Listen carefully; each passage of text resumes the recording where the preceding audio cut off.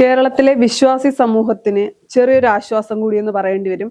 ശബരിമല സ്വർണ്ണക്കൊള്ള കേരളം ഒരു സമയത്ത് ഏറ്റവും കൂടുതൽ ചർച്ച ചെയ്ത, രാഷ്ട്രീയപരമായി മാത്രമല്ല അല്ലാതെയും കേരളം ഏറ്റവും കൂടുതൽ ചർച്ച ചെയ്ത ഒരു വിഷയമായിരുന്നു. പിന്നീട് എന്തോ കേസ് വേണ്ട രീതിയിൽ മുന്നോട്ട് പോയില്ല. അത് അന്നത്തെ സർക്കാരിന്റെ പ്രശ്നമാകാം, അല്ലെങ്കിൽ പിന്നീടുണ്ടായ തെരഞ്ഞെടുപ്പുകളുടെയൊക്കെ അടിസ്ഥാനത്തിലായിരിക്കാം. കേസ് വളരെ മന്ദഗതിയിൽ പോകുന്നു.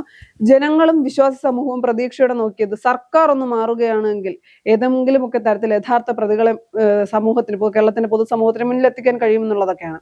ഉന്നതൻ ഉണ്ടാകും, അല്ലെങ്കിൽ ഉന്നതന്റെ അറസ്റ്റിലേക്ക് കാര്യങ്ങൾ എത്തുമോ എന്ന ചോദ്യമൊക്കെ നിലനിൽക്കുമ്പോഴും കഴിഞ്ഞ ദിവസം നമ്മൾ പറഞ്ഞ കാര്യമാണ്, പി എസ് പ്രശാന്തിനെ ചോദ്യം ചെയ്യാൻ വിളിപ്പിക്കും. പി എസ് പ്രശാന്ത് കൂടി പ്രതിപട്ടികയിൽ, അല്ലെങ്കിൽ പി എസ് പ്രശാന്തിനെ കൂടി പ്രതി ചേർക്കുകയാണെങ്കിൽ അത് CPM വലിയ തിരിച്ചടിയാകും എന്നുള്ള കാര്യത്തിൽ യാതൊരു സംശയമില്ല. എന്ത് പറഞ്ഞ് ന്യായീകരിക്കണമെന്ന് അറിയാൻ കഴിയാത്ത ഒരു സാഹചര്യത്തിലേക്ക് കാര്യങ്ങൾ എത്തുമെന്ന് നമ്മൾ തന്നെ സംസാരിച്ചിരുന്നു. ഇപ്പൊ പി എസ് പ്രശാന്ത് കൂടി പ്രതിപട്ടികയിൽ, അല്ലെങ്കിൽ അദ്ദേഹവും പ്രതിയാണെന്ന് പറയുന്നു. അദ്ദേഹം പല കാര്യങ്ങൾ പറഞ്ഞ് ന്യായീകരിക്കുന്നുണ്ട്, പരിശോധിച്ചിട്ട് മുന്നോട്ട് പോകും, താനൊന്നും ചെയ്തിട്ടില്ല എന്ന്.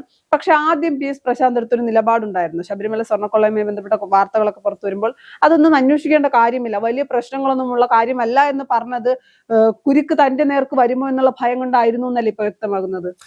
തീർച്ചയായും ഈ പി എസ് പ്രശാന്ത് അറിഞ്ഞുകൊണ്ട് ഈ കേസിനകത്ത്, അല്ലെങ്കിൽ അദ്ദേഹം സ്വർണ്ണമോഷണം നടത്തി, അല്ലെങ്കിൽ സ്വർണ്ണമോഷണത്തിൽ നടത്തിയ പണം അദ്ദേഹം കൈപ്പറ്റിയെന്ന് ഒരിക്കലും ഞാൻ വിശ്വസിക്കുന്നില്ല. കാരണം അത്തരത്തിൽ ഒരു മനുഷ്യനല്ല പി എസ് പ്രശാന്ത് എന്ന് വ്യക്തിപരമായി എനിക്ക് ഏറെക്കാലത്തെ അടുപ്പം ഉള്ളത് കൊണ്ട് തന്നെ എനിക്ക് വളരെ കൃത്യമായി അറിയാം. പക്ഷെ അദ്ദേഹത്തിന് പറ്റിയ ഒരു തെറ്റ് ഈ ശബരിമല സ്വർണ്ണക്കൊള്ളയുമായി ബന്ധപ്പെട്ട ചില കാര്യങ്ങൾ അറിഞ്ഞുകൊണ്ട് മറച്ചു വെച്ചോ എന്നൊരു സംശയം അന്വേഷണ സംഘത്തിനുണ്ട്.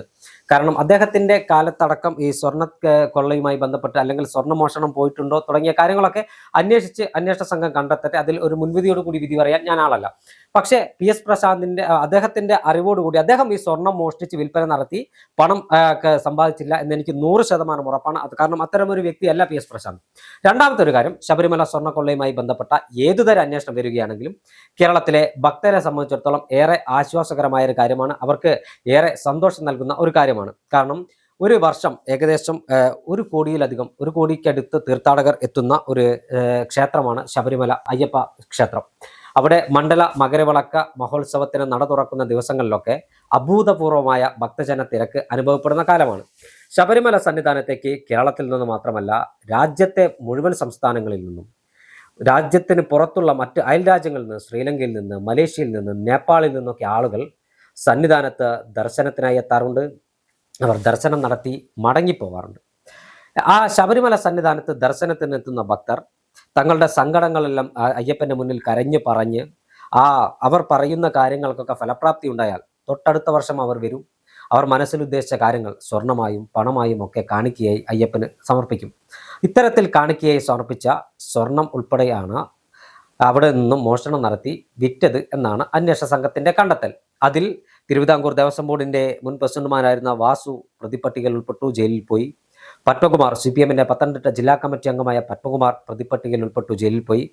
മറ്റൊരു കമ്മീഷണർ, അദ്ദേഹം മരണപ്പെട്ടതുകൊണ്ട് അദ്ദേഹത്തിന് പേര് പറയേണ്ട ആവശ്യമില്ല. മറ്റ് നിരവധിയായ ഉദ്യോഗസ്ഥന്മാർ ഈ കേസിനകത്ത് പ്രതികളായി ജയിലിൽ പോയി. എന്തായാലും ശബരിമല സ്വർണ്ണക്കൊള്ളയുമായി ബന്ധപ്പെട്ട് കേരളം കാത്തിരുന്ന പോലെയുള്ള അറസ്റ്റ് നടപടികൾ ദ്രുതഗതിയിൽ നടന്നിരുന്നു എന്നതൊരു യാഥാർത്ഥ്യമാണ്. അതിന് 2 കാരണങ്ങളുണ്ട്. ഒന്ന്, ശബരിമല സംസ്ഥാനത്തെ സംബന്ധിച്ചിടത്തോളം ഒരു പ്രധാനപ്പെട്ട വികാരമാണ്. അതിൽ രാഷ്ട്രീയ മതവ്യത്യാസമില്ല എന്നത് ഒന്ന്. 2, ഈ കേസ് അന്വേഷണം നടന്നത് ഹൈക്കോടതിയുടെ മേൽനോട്ടത്തിലാണ്. ഹൈക്കോടതിയുടെ മേൽനോട്ടത്തിലാണ് പ്രത്യേക അന്വേഷണ സംഘം ഈ കേസ് അന്വേഷണവുമായി മുന്നോട്ട് പോയത്. അതുകൊണ്ട് തന്നെ ശബരിമല സ്വർണ്ണക്കൊള്ളയുമായി ബന്ധപ്പെട്ട ഓരോ അറസ്റ്റ് നടക്കുമ്പോഴും കേരളത്തിലെ സാധാരണക്കാരായ അയ്യപ്പ ഭക്തർ, കേരളത്തിലെ സാധാരണക്കാരായ അയ്യപ്പനെ ഇഷ്ടപ്പെടുന്ന ഇതര മതവിശ്വാസികൾ അടക്കമുള്ളവർക്ക് ഈ ശബരിമല സ്വർണ്ണക്കൊള്ളയുമായി ബന്ധപ്പെട്ട പ്രതികളെ പിടികൂടുമ്പോൾ അവർ ഏറെ സന്തോഷിച്ചിട്ടുണ്ട്. കാരണം ഭക്തർ കാണിക്കയായി നൽകുന്ന സ്വർണവും പണവും അടക്കമുള്ള കാര്യങ്ങൾ ഇത്തരത്തിൽ മോഷണം നടത്തി വിൽക്കുന്നത്, അതായത് അയ്യപ്പ ക്ഷേത്രം നോക്കാൻ ഏൽപ്പിച്ച ഉദ്യോഗസ്ഥർ അയ്യപ്പ ക്ഷേത്രത്തിന്റെ പുരോഗതി മാത്രം സ്വപ്നം കാണേണ്ട, അല്ലെങ്കിൽ അതിനുവേണ്ടി പ്രവർത്തിക്കേണ്ട ഉദ്യോഗസ്ഥന്മാരാണ് ഇത്തരത്തിൽ മോഷണം നടത്തിയത്. ഇതൊരു കാരണവശാലും കേരളീയ സമൂഹം അംഗീകരിക്കില്ല എന്നതൊരു യാഥാർത്ഥ്യമാണ്. കേരളം കണ്ട ഏറ്റവും വലിയ സ്വർണ്ണ കുംഭകോണമാണ് ശബരിമല ക്ഷേത്രത്തിൽ നടന്നത്. ആ സ്വർണ്ണ കുംഭകോണവുമായി ബന്ധപ്പെട്ട് തിരുവിതാംകൂർ ദേവസ്വം ബോർഡിന് പങ്കുണ്ട് എന്ന് കണ്ടതിൻ്റെ അടിസ്ഥാനത്തിലാണ്, ഭരണസമിതിക്ക് പങ്കുണ്ട് എന്ന് കണ്ടതിൻ്റെ അടിസ്ഥാനത്തിലുമാണ് വാസുവിനെ പ്രതി ചേർത്ത് അറസ്റ്റ് ചെയ്തത്, പത്മകുമാറിനെ അറസ്റ്റ് ചെയ്തത്. ഇനി പി എസ് പ്രശാന്തിനെ കഴിഞ്ഞ ദിവസം കേസിൽ പ്രതി ചേർത്ത് ഹൈക്കോടതിയെ അറിയിച്ചിട്ടുണ്ട്. ഞാൻ നേരത്തെ പറഞ്ഞതുപോലെ പ്രശാന്ത് ഇതിൽ പ്രതിയാണോ അല്ലയോ എന്നൊക്കെ അന്വേഷണ സംഘം അന്വേഷണം നടത്തി കണ്ടെത്തട്ടെ. പക്ഷേ ഇതുമായി ബന്ധപ്പെട്ട് കേരളീയ സമൂഹത്തിന് വലിയ ആശ്വാസമാണ്. കാരണം അവർ പലപ്പോഴും പറഞ്ഞത് ഈ കേസിനകത്ത് പല ഉന്നതരും പ്രതിപട്ടികയിൽ വന്നിട്ടില്ല, ഈ കേസിനകത്ത് പല ഉന്നതരും തിരശ്ശീലയ്ക്ക് പിറകിലുണ്ട്, അവരെ കൂടി കൊണ്ടുവരണം, അന്വേഷണം നിലച്ചിരിക്കുന്നു, പ്രത്യേക അന്വേഷണ സംഘം മന്ദഗതിയിലാണ് മുന്നോട്ട് പോകുന്നൊക്കെ പറഞ്ഞിരുന്നു. അതിനുശേഷം വീണ്ടും ഇപ്പോൾ ഒരു ഇടവേളയ്ക്ക് ശേഷം ശബരിമല സ്വർണ്ണക്കൊള്ള കേസ് വാർത്തകളിൽ ഇടം പിടിക്കുമ്പോൾ ഭക്തരെ സംബന്ധിച്ചിടത്തോളം ആശ്വാസകരമായ ഒരു കാര്യമാണ്.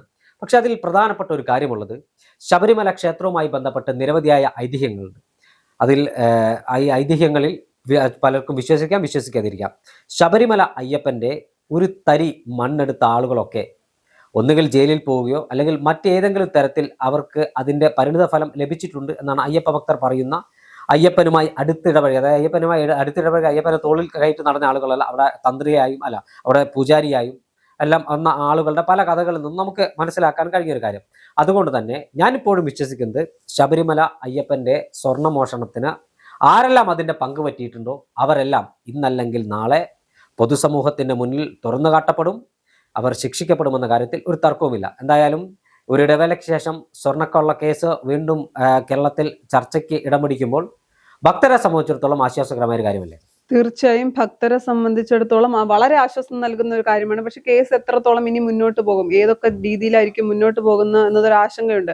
കാര്യം നമുക്കറിയാം, ശബരിമല സ്വർണ്ണക്കൊള്ള കേസ് ആദ്യം വലിയ രീതിയിൽ വളരെ പെട്ടെന്ന് തന്നെ അറസ്റ്റുകൾ ഉണ്ടാകുന്നു, പ്രതിപട്ടികയിൽ ആളുകളെ ചേർക്കുന്നു, അറസ്റ്റ് ഉണ്ടാകുന്നു. പിന്നീട് കേസ് വളരെ മന്ദഗതിയിൽ പോകുന്നു, ഹൈക്കോടതി വിമർശിക്കേണ്ട സാഹചര്യം വരുന്നു. ആ സാഹചര്യത്തിൽ മാത്രം കേസ് വീണ്ടും മുന്നോട്ട് പോകുന്ന ഒരു സാഹചര്യം ഉണ്ടായിരുന്നു. അവിടെ നിന്ന് പിന്നീട് കേസിനെ പറ്റി യാതൊരു വിധത്തിലുള്ള അല്ലെങ്കിൽ കേസുമായി ബന്ധപ്പെട്ട് ഒരു കാര്യവും നടക്കുന്നില്ല, ഒരു അന്വേഷണം ഒന്നും നടക്കാതിരിക്കുന്ന ഒരു സാഹചര്യം ഉണ്ടായിരുന്നു. അവിടെ നിന്നാണ് ഇപ്പോൾ PS പ്രശാന്തിനെ, ചേട്ടൻ സൂചിപ്പിച്ചതുപോലെ പ്രശാന്ത് പ്രതിയാണോ അറസ്റ്റ് ചെയ്യുമോ എന്നുള്ളതൊക്കെ പിന്നെയുള്ള കാര്യമാണെങ്കിൽ പോലും വിശ്വാസി സമൂഹത്തിനും ഭക്ത സമൂഹത്തിനും ഒരു ആശ്വാസം തന്നെയാണ്, ഒരു പ്രതീക്ഷ കൂടി നൽകുന്നുണ്ട്. കേസ് ഇനിയും ശരിയായ ദിശയിൽ പോകും. മാറി വന്ന സർക്കാരാണ്, എന്തായാലും ശബരിമല അയ്യന്റെ സ്വർണം കട്ട ആളുകളെ പിടിക്കുമെന്നുള്ളത് മറുവശത്ത് അതൊരു വിശ്വാസമാണ്. അയ്യന്റെ സ്വർണം അല്ലെങ്കിൽ അയ്യന്റെ മുതൽ ആരെങ്കിലും എടുത്തിട്ടുണ്ടെങ്കിൽ അവരെ അനുഭവിക്കുക തന്നെ ചെയ്യുമെന്ന് പറയുന്നത് ഒരു വശത്തെ വിശ്വാസമാണ്.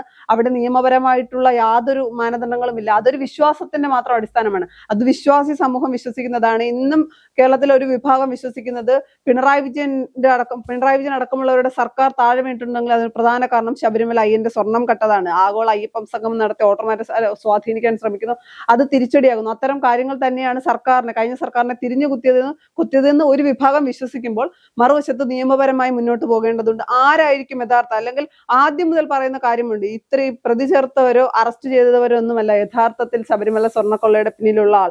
ആ ആൾ അല്ലെങ്കിൽ ആ ഉന്നതൻ ആരാണ് എന്നൊരു ചോദ്യമുണ്ട്. ദൈവതുല്യൻ അല്ലെങ്കിൽ ദൈവതുല്യർ ഉണ്ടോ എന്നൊരു ചോദ്യമുണ്ട്. ഇനി PS പ്രശാന്ത് ആകാൻ ഒരു സാധ്യതയുമില്ല ദൈവതുല്യൻ അല്ലെങ്കിൽ ദൈവതുല്യർ എന്ന് പറയുന്നത്. പ്രശാന്ത് പറയുന്നുണ്ട്, ഞാൻ അങ്ങനെ ചെയ്തിട്ടില്ല, ഇതൊന്നും തെറ്റ് ചെയ്തിട്ടില്ല എന്ന് പറയുന്നുണ്ട്. ആദ്യം എല്ലാവരും ഇത് തന്നെയാണ് പറഞ്ഞത്, പിന്നീട് ചോദ്യം ചെയ്യലുകളുടെ അടിസ്ഥാനത്തിലാണ് പ്രതിയാണ് അല്ലെങ്കിൽ അറസ്റ്റിലേക്കൊക്കെ പോകുന്നത്. അപ്പൊ എന്തായാലും വിശ്വാസി സമൂഹത്തിന് ഇതൊരു ആശ്വാസമാണ് നൽകുന്നത് എന്നുള്ള കാര്യത്തിൽ യാതൊരു സംശയമില്ല. പക്ഷേ കേസിന് ഏത് രീതിയിൽ മുന്നോട്ട് പോകുമെന്നൊരു ചോദ്യം നിലനിൽക്കുന്നുണ്ട്.